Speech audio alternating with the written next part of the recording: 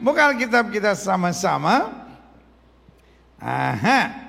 Kita masih ada dalam 33 bukti kesetiaan Tuhan dalam hidup kita.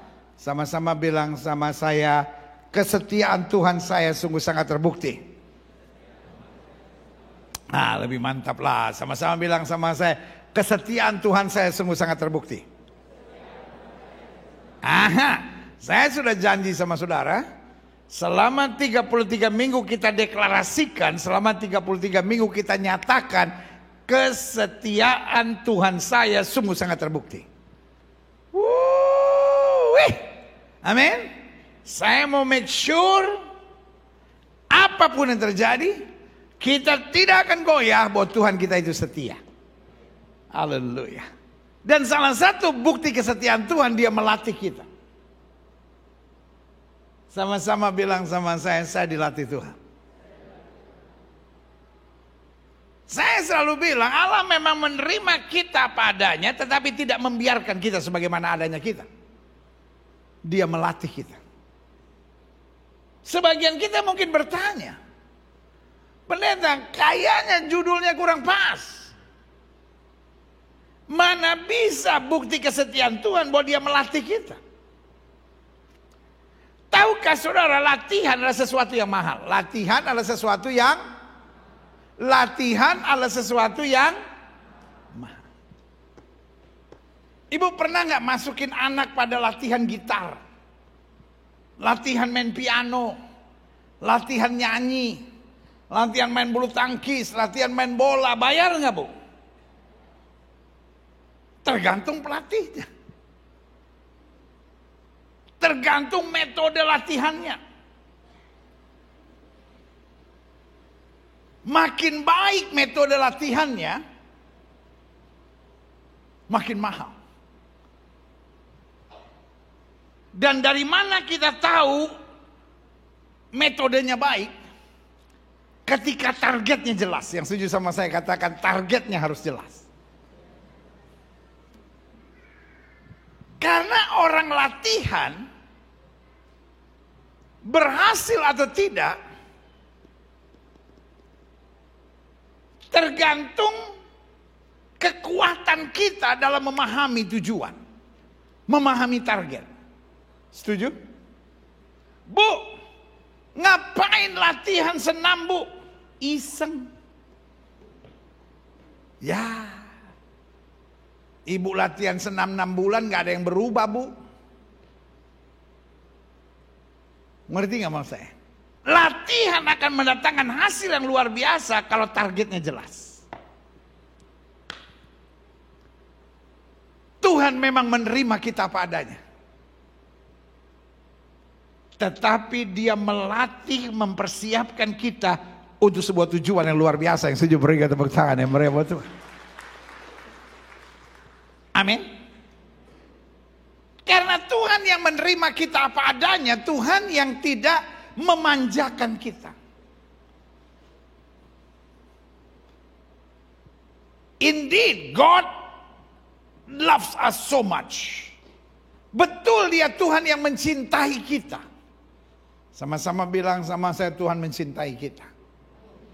What is Christmas? Christmas is love. Allah mengosongkan diri meninggalkan sorga untuk kita.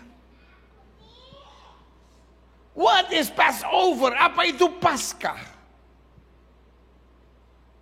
God loves us. Dia begitu mencintai kita sampai dia mau mati buat kita. What is Ascension Day? Apa itu hari kenaikan Yesus ke sorga? He loves us. Dia begitu mencintai kita, dia naik ke sorga untuk menyediakan tempat buat kita. And what is Pentecost? Apa itu Pentakosta? He loves us. Sampai dia berikan Roh Kudus buat kita. Saudaraku yang kasih dalam Tuhan, berarti dari Natal sampai pencurahan Roh Kudus membuktikan bahwa Tuhan mencintai kita. Yang saja katakan yeah. Bahkan hari terakhir, orang dunia menyebutnya kiamat. Tapi buat kita hari terakhir itu bernama pesta perjamuan kawin anak domba. Karena buat kita dia tidak datang sebagai pencuri. Tapi buat kita dia datang menjemput kita. Supaya di tempat di mana dia berada, kita berada untuk selama-lamanya. Berikan tepuk tangan yang meriah buat Tuhan. Berarti hari terakhir itu buat kita bukan bernama sekedar hari kiamat. Tapi buat kita hari itu bernama hari cinta.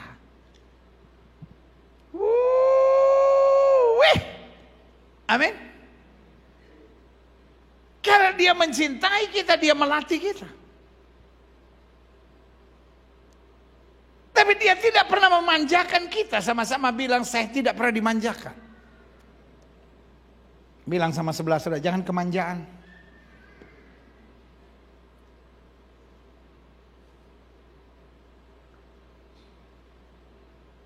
My God loves us so much. But He will never ever spoil us. Dia mencintai kita, tapi dia tidak pernah memanjakan kita. Kalau saudara tanya sama saya, kenapa Tuhan tidak memanjakan saya? Yang pertama, karena orang manja itu nyebelin. Orang manja apa? Nyebelin. Bu.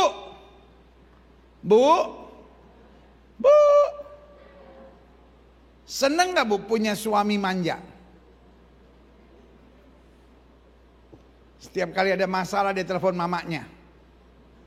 Mami, anak panas, diapain ya mami? Dikompres saja sayang.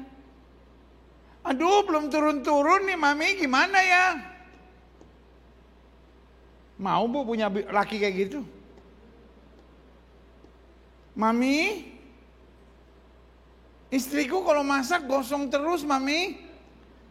Nggak kayak masakan mami. Kawin sama mama lu sono.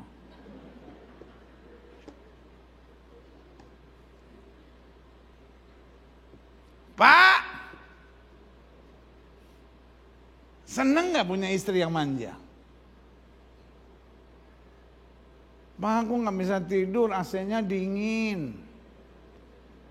Ya udah matiin, apa yang matiin? AC dimatiin. 15 menit kemudian, Pak, panas. Pak, panas.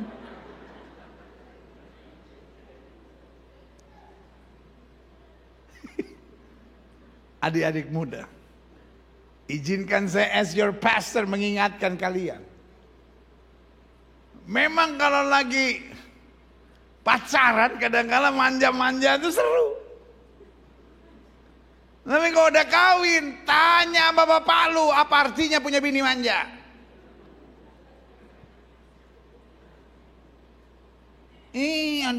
Ada itu jijik ah. Ya angkat aja, papa yang angkat. Nye.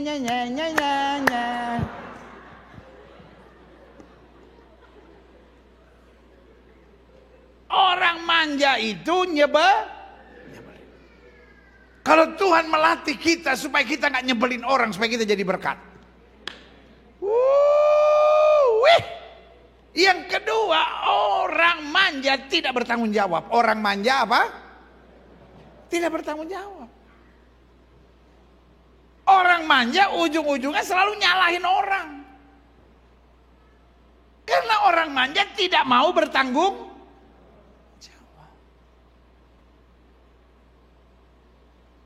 Kenapa Natal Allah harus menjadi sama dengan manusia?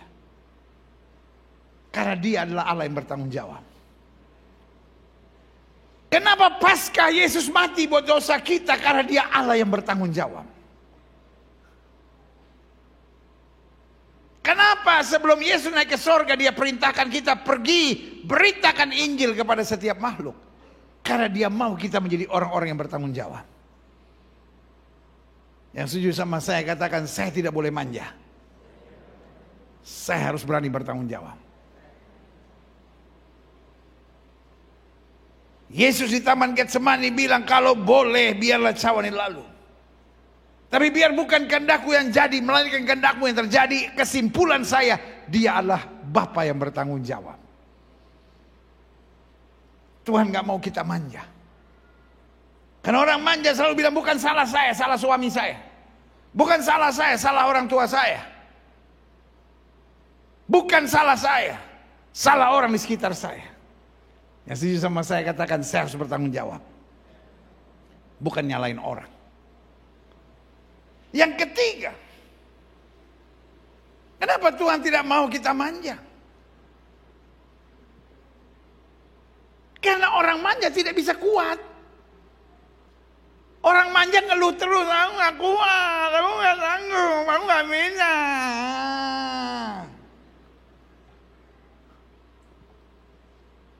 Tetapi orang-orang yang terlatih akan berdiri tegak dan berkata, singa-singa muda boleh merana kelaparan. Orang yang berharap pada Tuhan tidak pernah kekurangan sesuatu yang baik. Saya katakan amin.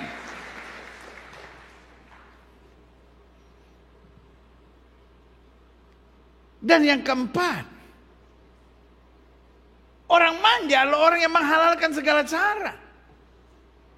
Nah, saya sih nggak mau, habis. Nah itu dia. Buat dia yang penting apapun yang dia buat ada alasannya. Orang manja selalu mencari-cari alasan.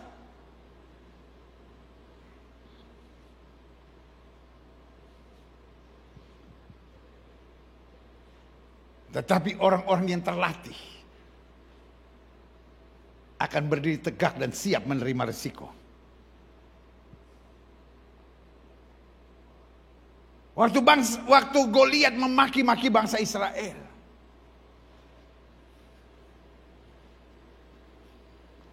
kenapa semua ketakutan? Karena semua cari alasan. Nah, saya kan belum latihan, saya kan begini, saya kan begini, saya kan begini. Orang-orang yang gak mau melayani dengan alasan sibuk, dengan alasan ini, dengan alasan itu, saya beri nama orang-orang manja. Orang-orang yang suka menyalahkan ini begini, lalu komplain, lalu bersungut, lalu mengeluh, saya beri nama orang manja. Anak Tuhan Yesus tidak boleh manja. Gereja tidak membutuhkan pelayan-pelayan Tuhan yang manja.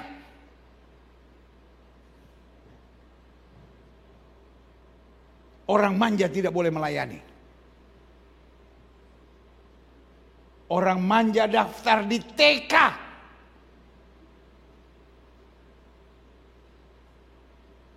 Untuk diajar seru sama guru-guru TK. Tapi seorang yang mau masuk di dalam kegiatan-kegiatan yang luar biasa harus dilatih. Sama-sama bilang, saya siap dilatih. Supaya saya jangan manja. Dan selanjutnya yang kelima saya pelajari, orang manja di mana-mana bikin masalah. Tanya sama sebelah saudara, mau bikin masalah? Colek orang di sebelah saudara, sesama pembuat masalah jangan saling menghakimi. Yang setuju sama saya bilang, saya tidak mau menjadi pembuat masalah. Saya mau menyatakan kemuliaan Tuhan. Yang setuju berikan tepuk tangan yang meriah buat Tuhan. Ini yang kita mau belajar hari ini. Buka Alkitab kita sama-sama. Mazmur 144 ayat 1-3 dari Daud. Terpujilah Tuhan gunung batuku. Daud bilang puji Tuhan. Daud bersyukur kepada Tuhan. Bukan karena berkat. Terpujilah Tuhan yang memberkati aku. Terpujilah Tuhan yang menyembuhkan penyakitku. Terpujilah Tuhan yang mengerjakan mujizat bagiku. Tidak. Betul dia memuji Tuhan untuk berkat. Betul dia memuji Tuhan untuk anugerah. Betul dia memuji Tuhan untuk mujizat. Tapi kali ini dia bilang terpujilah Tuhan gunung batuku yang apa? Mengajar tanganku untuk bertempur. Dan jari-jariku untuk berperang. Berarti dia memuji Tuhan karena Tuhan melatihnya. Sama-sama bilang, Daud memuji Tuhan untuk latihan yang harus dia jalani. Makanya selalu saya bilang, orang dunia boleh menyebut itu masalah. Orang dunia boleh menyebut itu pergumulan. Orang dunia boleh menyebut itu tantangan. Tapi buat kita latihan. Sama-sama bilang sama saya latihan. Karena waktu konsepnya berbeda, sikapnya pun pasti berbeda. Betul gak?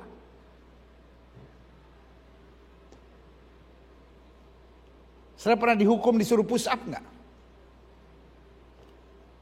Dan waktu kita tahu push up adalah hukuman, tuh kayaknya berat gitu. Tapi ada orang-orang yang bangun pagi langsung push up.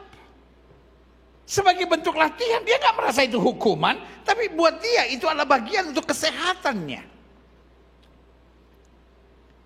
Kalau kita melihat masalah selalu sebagai pergumulan, kita lihat masalah selalu sebagai tekanan, kita lihat masalah selalu sebagai ujian yang menakutkan, maka kita akan jadi orang percaya yang selalu lemah. Tapi kalau kita lihat masalah adalah bagian latihan kita, saya percaya kita menjadi anak Tuhan yang bersemangat bagi kemuliaan Tuhan. Yang setuju katakan yeah. Amin. Daud bilang, terpujilah Tuhan gunung batuku yang mengajar tanganku untuk bertempur, jari-jariku untuk berperang. Karena Daud menyadari, kalau ada latihan pasti ada target. Kalau ada latihan pasti ada rencana Tuhan yang besar dalam hidupnya. Ayat selanjutnya, yang menjadi tempat perlindunganku dan kubu pertahananku, kota bentengku dan penyelamatku, perisaiku dan tempat aku berlindung, yang menundukkan bangsa-bangsa ke bawah kuasaku. Ya Tuhan, apakah manusia itu sehingga kau memperhatikan, dan anak manusia sehingga kau memperhitungkannya. Minimal di ayat-ayat bacaan ini saya melihat ada 4 fase kehidupan. Fase pertama bernama Allah melatih. Sama-sama bilang Allah melatih. Unsur latihan, variabel dari sebuah latihan. Pasti ada air mata, pasti ada keringat, pasti ada kegagalan, pasti ada masa-masa yang sukar. Tapi latihan bukanlah target. Sama-sama bilang latihan bukanlah target. Jadi kalau bertahun-tahun kita cuma kecewa, tertekan, menangis, artinya kita hanya ada di fase pertama latihan dan gak maju-maju. Fase pertama bernama Allah melatih. Fase pertama bernama Allah melatih. Tapi latihan harus mendatangkan kemajuan. Fase kedua bernama keyakinan yang teguh. Sama-sama bilang keyakinan yang teguh. Setelah latihan kita punya pengalaman.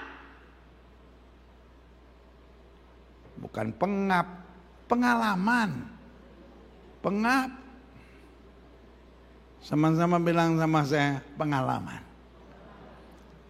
Di ayat yang kedua Daud menjelaskan tentang pengalamannya. Betul, Tuhan melatih aku, mengajar tanganku untuk bertempur, jari-jariku untuk berperang. Tapi Tuhan yang sama menjadi tempat perlindunganku, kubu pertahananku, kota bentengku, penyelamatku, perisaiku, tempat aku berlindung. Fase yang ketiga, saya beri nama kemenangan yang dahsyat. Sama-sama bilang kemenangan yang dahsyat. Coba lihat bagian terakhir. Jadi setelah kita latihan, kita punya pengalaman. Pengalaman itu mendatangkan keteguhan iman. Paulus bilang, aku tahu pada siapa aku percaya, aku yakin dia berkuasa. Daud bilang, dulu aku muda, sekarang aku menjadi tua, sekarang aku tidak pernah aku lihat anak cucu orang benar meminta-minta roti. Itu artinya pengalaman. Ayub bilang manusia boleh mereka-rekakan yang jahat, Allahku mereka-rekakan untuk kebaikan. Itu namanya pengalaman. Orang yang mengerti tentang Tuhan bisa murtad. Tapi orang yang mengalami Tuhan akan tetap bernyala-nyala buat Tuhan. Saya berdoa jemaat yang Tuhan percayakan untuk saya gembalakan. Baik yang ada di gereja maupun yang ada di ibadah online. Engkau bukan hanya tahu tentang Tuhan, tapi engkau punya pengalaman dengan Tuhan. Jemaat Tuhan yang saya kasihi, saya berdoa kita bukan hanya mengerti tentang Tuhan, tapi kita mengalami Tuhan.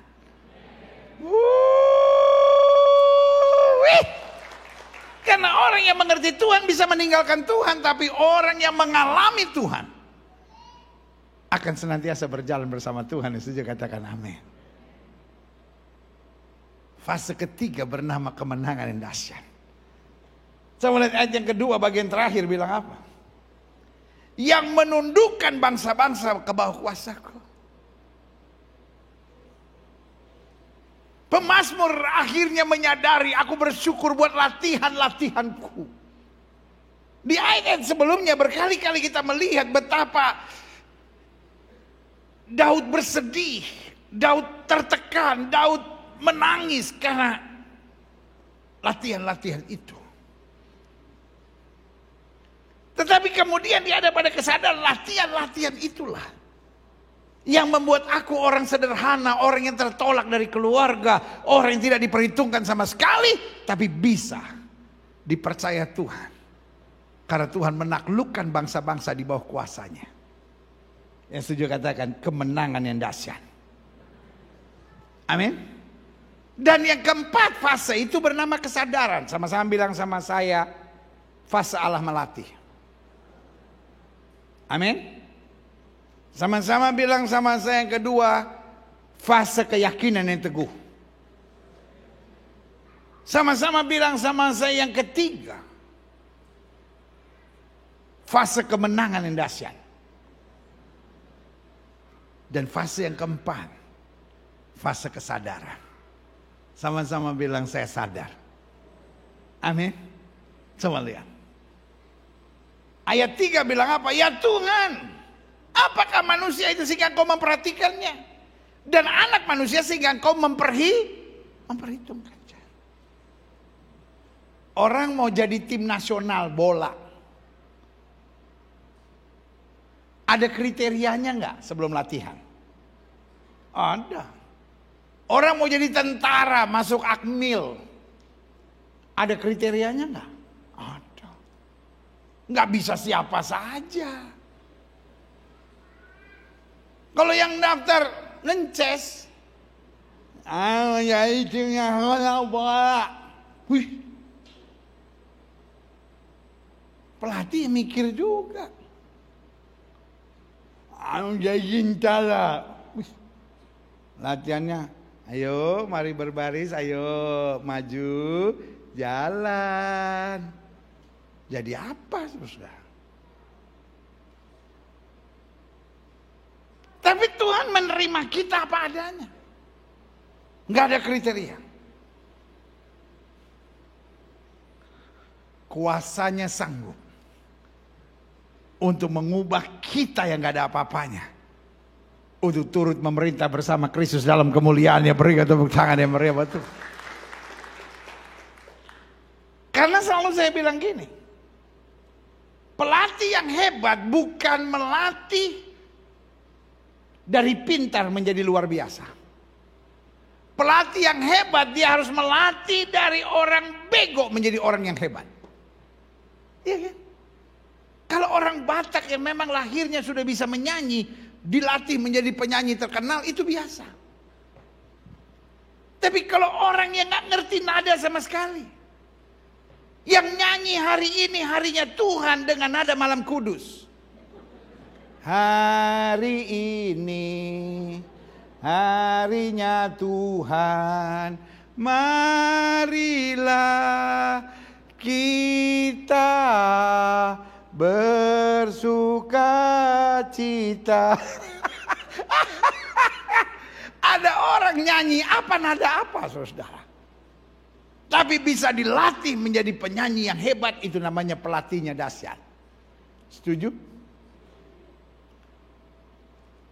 Tahap tertinggi dalam hidup seseorang, kata Sigmund Freud bilang,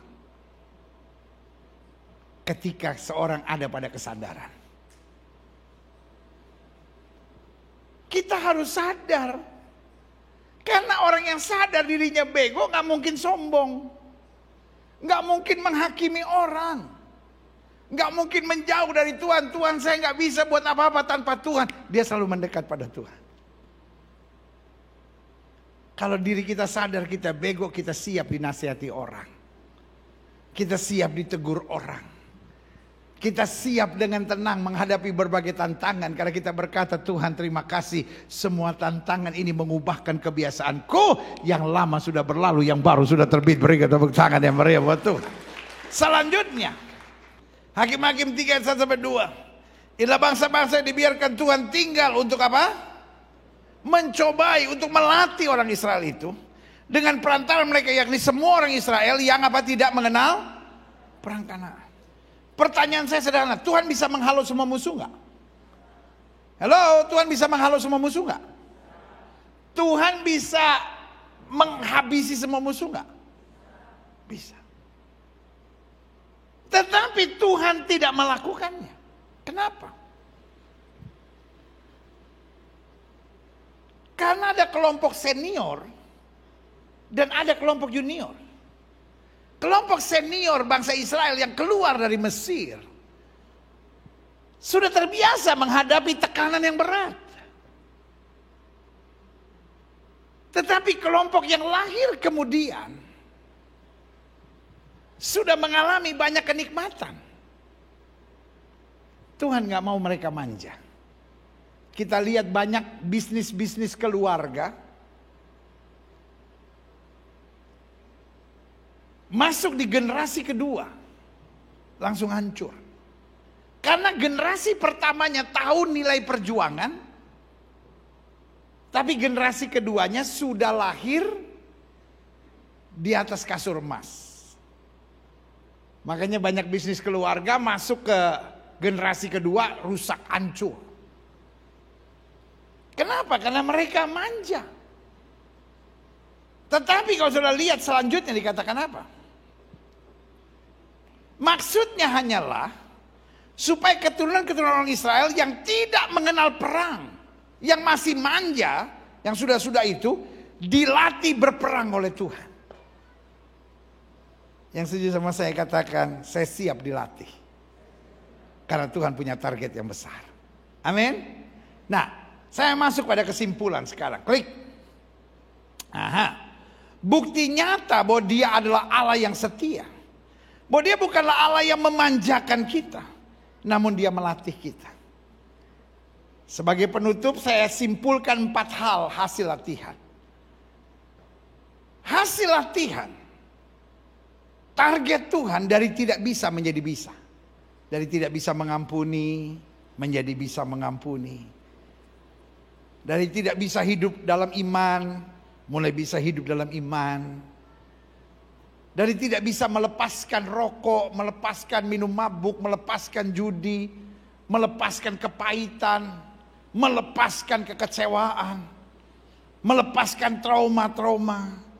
Makin kita dilatih oleh Tuhan, makin kita berkata, aku cakap menanggung segala perkara di dalam Kristus yang memberi kekuatan kepadaku. Berikan tepuk tangan yang meriah. Jadi kalau engkau tidak bisa jangan kecewa. Kalau engkau tidak bisa jangan ngotot. Kalau engkau tidak bisa, latihlah dirimu. Setuju? Iya kan? Banyak kita kalau nggak bisa malah ngotot. Saya memang orangnya begini, mau diapain pendeta? Nggak bisa dong. Saya tuh memang orangnya pendeta, kalau orang baik sama saya bisa baik. Tapi kalau saya disakitin pendeta susah, saya nggak boleh. Kalau kita tidak bisa, saya harus melatih. Yang kedua, hasil latihan. Klik. Dari tidak tahu menjadi tahu. Daud bilang, sekarang aku tahu bahwa Tuhan memberi kemenangan pada orang diurapinya. Karena orang kalau nggak tahu, gampang emosi. Orang kalau nggak tahu, gampang mengeluh. Iya kan? Orang kalau nggak tahu, gampang ambil langkah-langkah bodoh dalam hidupnya. Tetapi kalau kita tahu, kita nggak akan goyah. Amin. Kenapa Maria dan Yusuf melewati hidup yang berat, tetap bertahan, tetap tidak mengeluh, tetap tidak bersungut? Dia tahu Allahnya hidup dan luar biasa. Dia tahu Allahnya Immanuel. Dia tahu bayi dalam kandungannya adalah dari Roh Kudus. Kenapa Yusuf dibuang ke penjara tapi tidak gentar? Karena dia tahu manusia boleh mereka-rekakan yang jahat, Allah mereka-rekakan yang untuk kebaikan. Kenapa Ayub kehilangan segala-galanya tetapi tetap bisa bersyukur? Dia tahu Tuhan yang memberi, Tuhan yang mengambil, terpujilah nama Tuhan. Berikan tepuk tangan yang meriah. Kalau engkau mengeluh, engkau bersungut-sungut, engkau khawatir dan tertekan, saya takut kita belum cukup latihan sehingga kita banyak yang kita belum tahu. Yang ketiga, hasil latihan dari penakut menjadi pemberani. Kenapa orang menjadi penjilat? Kenapa orang jadi munafik? Kenapa orang jadi tukang cari muka? Kenapa orang menghalalkan segala cara? Karena takut. Nanti gimana kalau begini, nanti gimana kalau begini, nanti gimana kalau begini. Tapi orang-orang yang lewati latihan Tuhan, dia mengerti betul bahwa Allah tidak pernah memberikan roh yang mendatangkan ketakutan, tetapi roh yang mendatangkan kasih, keberanian, dan sukacita. Makanya Alkitab bilang apa? Orang yang menabur dengan air mata akan menuai dengan sorak-sorai. Daud bilang apa? Dulu aku muda, sekarang aku menjadi tua. Tidak pernah aku lihat anak cucu orang benar meminta-minta roti. Orang-orang Majus diperingatkan dalam mimpi untuk tidak mengambil jalan yang sama. Dia tidak ketakutan, tenang aja. Dia tahu persis Tuhan yang dahsyat dan luar biasa. Kalau engkau hari-hari ini penuh dengan ketakutan, itu bukan karena badaimu besar, itu bukan karena persoalanmu bertubi-tubi. Buat saya, engkau kurang latihan untuk kita mengalami bahwa Tuhan yang hidup yang kita sembah tidak pernah sekalipun meninggalkan dan mengecewakan kita. Berikan tepuk tangan yang meriah. Yang terakhir, saya undang pemain musik maju ke depan. Dia melatih kita agar kita yang tadinya begitu-begitu saja, bahasa saya bilang GGD, gitu-gitu doang, menjadi orang yang luar biasa. Saya sudah lelah dengar orang Kristen sebentar-bentar berkata, ya saya sih biasa-biasa aja. Hidup Kristen gak bisa biasa-biasa aja. Kalau engkau tidak miring ke kiri maupun miring kanan, hidup kamu akan diberkati, kata Alkitab. Dan saya percaya Tuhan siap dengan sesuatu yang besar dalam hidup kita. Amin. Dalam dunia psikologi, stres itu terbagi dua. Bisa disebut distress, bisa disebut eustress. Apa itu distress? Distress adalah sebuah keadaan stres yang mendatangkan tekanan dalam hidup. Tetapi kalau kita bisa mengelola stres dengan baik, stres akan berubah menjadi eustress. Artinya gini, di tengah tekanan, saya harus mendekat pada Tuhan. Di tengah tekanan, saya harus belajar jadi berkat. Di tengah tekanan, saya harus sungguh-sungguh. Jadi tekanan mendatangkan pelajaran-pelajaran yang baik, sehingga mendatangkan dorongan semangat untuk saya harus tetap berjalan di dalam kuasa Tuhan. Saya tetap harus berjalan sebagai pemenang. Pemain-pemain bola, justru di tengah stresnya itu, dia jadikan kekuatan untuk dia tidak menyerah. Saya harus menang. Saya harus menaklukkan Ronaldo. Saya harus menaklukkan ini. Saya harus mengalahkan Belanda. Saya harus mengalahkan Brasil. Saya berdoa buat setiap jemaat yang olehnya Tuhan percayakan saya gembalakan. Biarlah kita tidak melihat masalah persoalan sebagai sesuatu yang menakutkan, tetapi kita melihat masalah persoalan tantangan pergumulan hidup sebagai latihan yang akan membawa kita pada peningkatan yang luar biasa. Berikan tepuk tangan yang meriah buat Tuhan. Saya undang kita semua bangkit berdiri. Yesus, ku bangga padamu. Amin.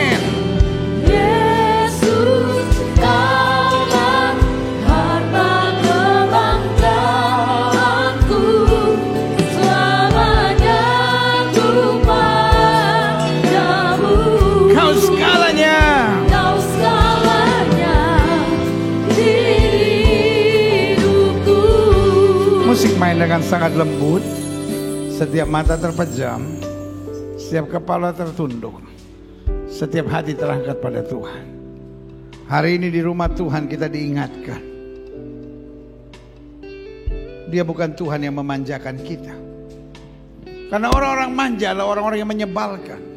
Orang-orang manja adalah orang-orang yang menghalalkan segala cara. Orang-orang manja adalah orang yang tidak bertanggung jawab. Orang-orang manja adalah orang yang mencari pembenaran buat dirinya sendiri. Dan orang-orang manja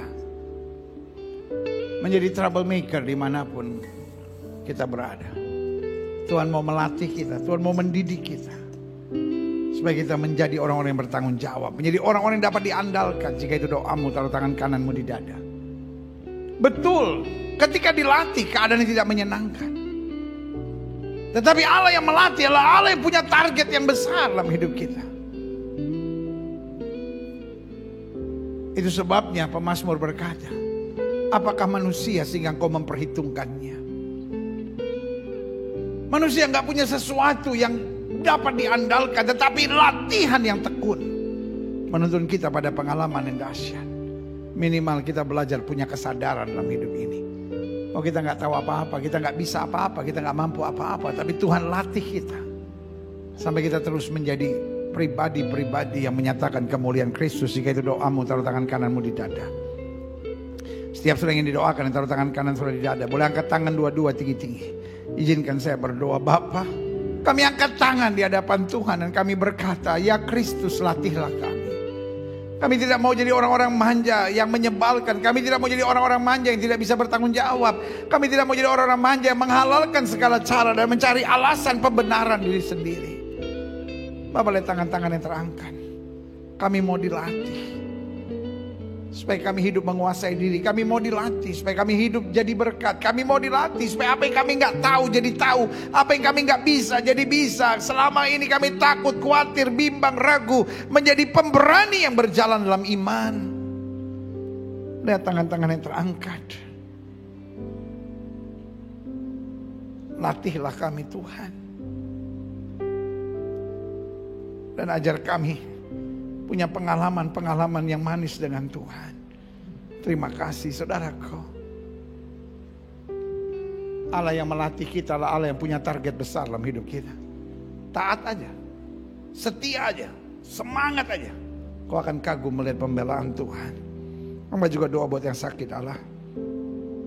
Dan hamba percaya kesembuhanlah hak mutlak kami sebagai orang percaya. Setiap saudara yang sakit, dengan iman letakkan tangan kananmu di bagian tubuhmu yang sakit. Angkat tangan kirimu ke atas sebagai tanda kau bergantung, percaya, berharap sepenuhnya pada Tuhan. Kita doa. Bapa, janjimu ya dan amin itu kami percaya. Firmanmu berkata orang percaya akan timbang tangan buat yang sakit dan yang sakit akan disembuhkan. Dengan iman kami letakkan tangan kanan kami di bagian tubuh kami yang sakit. Kami tolak sakit penyakit, kami tolak kelemahan tubuh, kami tolak campur tangan kegelapan, kami patahkan kuasanya di dalam nama Yesus. Hai setan sakit penyakit, kau tidak punya kuasa atas tubuh orang percaya, karena tubuh kami telah dibeli dengan harga mahal itu darah Yesus. Oleh darah yang tercurah tubuh kami adalah bait Roh Kudus, bukan tempat penyakit. Kami perintahkan sekarang keluar dalam nama Yesus, keluar dalam nama Yesus. Kuasa kesembuhan, berkat, mujizat mulai terjadi. Karena kami percaya Yesus kami tidak berubah dulu, kemarin, hari ini, dan sampai selama-lamanya. Dengan iman kami nyatakan, oleh bilur-bilur Kristus kami percaya sudah dijamah dan disembuhkan Tuhan dengan kuasa-Mu yang luar biasa. Haleluya. Ini tepuk tangan sorak-sorai kemenangan kami, tepuk tangan sukacita kami.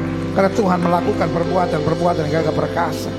Terima kasih Tuhan Yesus. Setiap saudara yang sudah doakan untuk kesembuhan, tanamkan dalam rohmu, aku sembuh oleh bilur Yesus. Jangan bimbang, karena Alkitab berkata sesuai dengan imanmu jadi padamu. Di atas kayu salib Yesus berkata sudah selesai. Semua harga dosa, harga penyakit, harga penderitaan sudah diselesaikan Yesus di atas kayu salib. Tinggal kita imani, kita tahu baginya tidak ada perkara yang mustahil. Silakan turunkan tangan, Tuhan berkati. Bapa, hamba mau mengasihi jemaat-Mu satu persatu. Apa yang Tuhan taruh di hati hamba sudah hamba sampaikan bagi umat-Mu. Hamba doa firman termaterai, apa saja yang mereka kerjakan dibuat Tuhan berhasil. Mereka gak turun tapi naik, mereka gak jadi ekor, mereka jadi kepala. Hari-hari yang penuh mujizat boleh menjadi bagian hidup mereka. Terima kasih Tuhan Yesus. Terima kasih. Apapun yang mereka kerjakan, ada saja mujizat Tuhan, sehingga setiap mereka dapat berkata, keluargaku adalah sorgaku dan rumahku adalah istanaku. Bangsa negara kami Indonesia, selamatkan ya Allah, damai sejahtera atas Indonesia. Umat mayoritas di bangsa ini Tuhan tuntun, Tuhan sertai, Tuhan bawa pada pengalaman-pengalaman dahsyat, bahkan damai sejahtera dan keselamatan. Bawa presiden, wakil presiden, para menteri, pejabat di pusat dan di daerah, para gubernur, para wali kota, para bupati, anggota DPR, DPR RI, DPRD tingkat 1, DPRD tingkat 2, DPD, BNPT, BNPB, BPK, KPK, MA, pengadilan kejaksaan, pengacara, polisi, tentara, Kapolri, Panglima TNI, lembaga-lembaga tinggi negara, lembaga-lembaga tertinggi negara, para pemimpin-pemimpin di bangsa kami, belas kasihan Tuhan atas pemimpin kami. Jauhkan dari malapetaka, mara bahaya, niat orang jahat, kuasa kegelapan, dukun paranormal, penasehat spiritual, dihalaukan dari pemimpin-pemimpin kami. Roh rakus, roh serakah, roh korupsi dipatahkan dalam nama Yesus. Kami percaya Indonesia selalu baik. Ekonominya baik dalam nama Yesus. Keamanannya baik dalam nama Yesus. Politiknya baik dalam nama Yesus. Pendidikannya baik dalam nama Yesus. Kesehatan masyarakatnya baik dalam nama Yesus.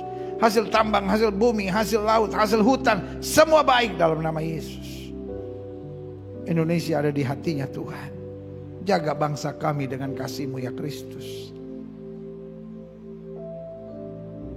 Gereja-gereja di mana-mana tempat. Gerejamu di tempat ini, Gereja Bethel Indonesia Globe Fellowship Center, Tuhan pakai terus untuk menegakkan kerajaan Allah dalam kebenaran dan kasih. Dan akhirnya setiap kami yang mendengar firman hari ini, tolong kami menjadi pelaku-pelaku firman yang hidup dalam kemuliaan-Mu. Di dalam nama Yesus kami berdoa dan kami siap menjadi pelaku firman. Yang siap jadi pelaku firman, sama-sama kita katakan amin. Beri tepuk tangan yang meriah buat Tuhan. Silakan duduk. Tuhan memberkati saudara sekalian, jemaat Tuhan di rumah masing-masing maupun di gereja. Kitalah orang-orang berbahagia, karena orang-orang berbahagia adalah orang yang menerima firman dan mempraktekkannya dalam kehidupannya sehari-hari. Haleluya.